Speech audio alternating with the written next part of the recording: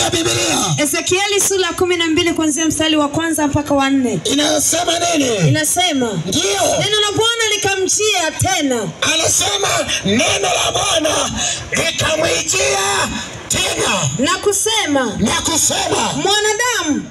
Anasema mwanadamu, wewe unakaa kati ya nyumba iliyoasi.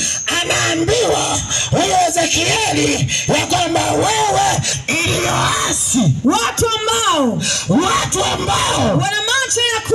wana macho ya kuona, ila hawaoni. Hili ndio tatizo ambalo mbaya sana kuona katika uumbaji wake, namna ambavyo Mungu aliumba. Aliweka macho ili tuone, akaweka masikio ili tusikie, akaweka pua ili kusudi tusikie harufu, ni harufu gani inatokea, akaweka viungo mbalimbali. Lakini hapa ni kama Mungu anashangaa kuona watu wana macho, lakini sasa hawaoni. Haleluya, amen, haleluya, amen. Wana macho lakini hawaoni. Tafsiri yake kila alichokiweka Mungu ili mwanadamu kimsaidie, anakiona hakifanyi kazi, anakiona hakitendi kazi, anakiona hakiajibiki, anakiona hakifanyi kazi. Mungu kinamshangaza, na mimi nitashangaa sana watu wa Igomelo kama una macho na unaona ya kwamba kuna mkutano mahali hapa, na mkutano huu sio wa siasa, isipokuwa anahubiriwa Yesu, anahubiriwa Mungu aliyeumba watu wote. Yeye hana itikadi, yeye hana upande, yeye hana itikadi. Bwana Yesu asifiwe. Wanadamu wengine wana itikadi zao, wanadamu wengine wana itikadi zao, lakini Mungu yeye aliyekuumba anataka tulikumsadiki, anataka tulikumkubali. Pigia Yesu makofi na vigelegele. Na wakati amekitengeneza, lakini anakiona hakifanyi kazi. Amen. Sasa umekosekana umuhimu ya kwamba hivyo vitu viwepo kwenye maisha yako, maana aliviweka ili vifanye kazi. Inasema nini? Inasema, ndio, ila hawaoni. Hiyo ndio tatizo. Hiyo ndio tatizo. Tatizo ulionalo, yani kiko hayana uwezo wa kuona. Mungu anabaini tatizo kwenye maisha yako. Ndio inasema nini? Wana masikio. Anasema wana masikio. Wana masikio ya kusikia. Wana masikio ya kusikia, ila hawasikii. Sasa naamini ya kwamba wewe unasikia. Haleluya, lakini anachoshangaa sasa hausikii. Kile kinachohubiri hausikii, kile kinachosema hausikii.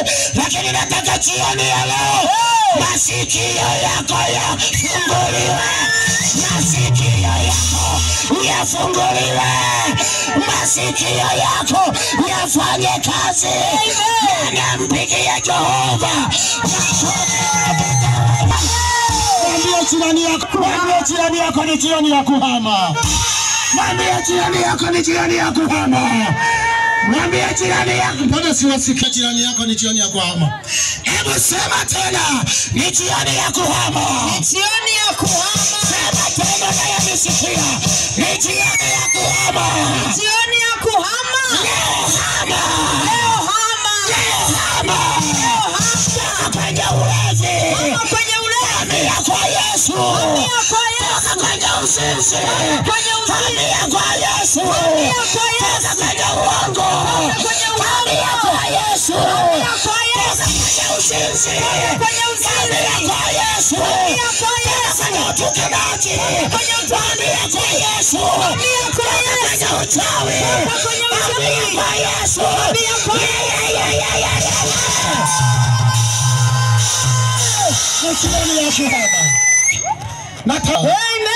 jioni ya nayokaa, ndio mahali ambapo ameweka matumaini. Biblia inasema ni nyumba iliyoasi, ni nyumba iliyoasi. Haleluya, Mimi sikwambia uhame kwenye nyumba yako ya kawaida. Hapana, mimi nasema uhame katika mazingira ulionayo Yesu, ili apate kukusaidia. Jioni ya leo ili apate kukuokoa. Jioni ya leo kama kuna mtu ana akili timamu, ampigie Yesu makofi. Haleluya, haleluya. Amen. Hiyo inasema nini? Inasema kwa maana gani? nyumba iliyoasi. Sababu ya kuhama huko ni nyumba iliyoasi. Inasema basi mwanadamu funga tayari. Jomba kwa uhamisho. Nini? Jomba kwa uhamisho. Ukahame wakati wa mchana. Mbele ya macho yao. Nawe utahama kutoka mahali pako hapa mpaka mahali pengine. Wenda mahali pengine. Mbele ya macho yao. Labda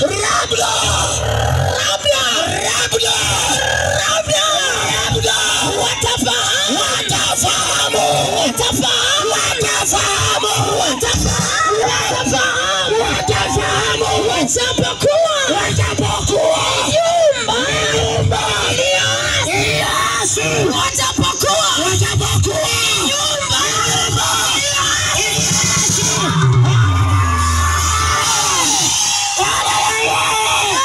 Watapokuwa lakini watafahamu.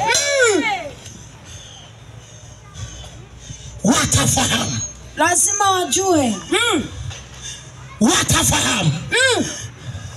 Hata kama watajitahidi masikio yao kuyafunika, bado watafahamu. Ndio, bado watafahamu. Ijapokuwa ni nyumba iliyoasi, lakini bado watafahamu. Ndio, ni jioni ya kuhama. Bwana Yesu asifiwe. Amen. Mungu anazungumza na mtu mmoja. Watu wanajiuliza kwamba Mungu anaweza kasemaje na mwanadamu? Mungu anaweza kaongeaje na mwanadamu? Lakini mstari huu tulipoanza ule wa kwanza, Biblia ikazungumza, inasema akaniambia tena. Haleluya. Amen. Kwa hiyo haikuwa mara ya kwanza Mungu kuzungumza na Ezekiel. Haikuwa mara ya kwanza. Mungu alikuwa akisema naye kila wakati, anaongea naye, lakini amefika sehemu namna ambavyo anavyowaona wanadamu wamekosa mwelekeo. Mimi sisemi kwamba hawana mbele wala nyuma.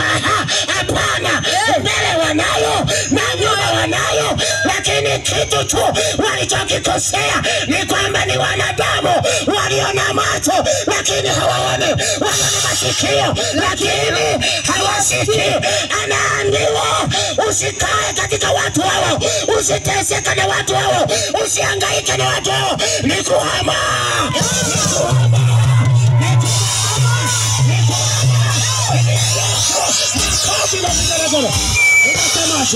Inasema nne. Nawe utatoa vyombo vyako wakati wa mchana. Unahitajika kuokoka wakati wanakuona. Mpenzi wako anakuona. Ndio. Rafiki yako anakuona. Ndio. Wazazi wako anakuona. Ndio. Balozi anakuona. Ndio. Mwenyekiti anakuona. Ndio. Mtendaji anakuona. Ndio. Diwani anakuona. Ndio. Hata rais anakuona. Anakuona. Hatujifichi. Ndio. Hatuendi. Pigia Yesu makofi na vigelegele. Amen. Tunaenda mchana. Huwa hatujifichi. Ezekieli anaambia maneno haya. Ezekieli anazungumza na Mungu. Haleluya. Ushawahi kuzungumza na nani? Umekuwa tu ukizungumza na wapenzi wako wakati ambapo na wadanganya ya kama kajogo nasema nitakununulia ya mpaka humu eti, nitakununulia ya mpaka humu eti. Haleluya. Hujawahi kuzungumza na Mungu, lakini sikia jioni ya leo Ezekieli anazungumza na Mungu, anaambiwa kahame wakati wa mchana tunapoamua kuokoka. Watu wengi tumejifunika shuka, watu wengi tumejifunika nguo, watu wengi tumefunika ushungi, tunaenda peupe.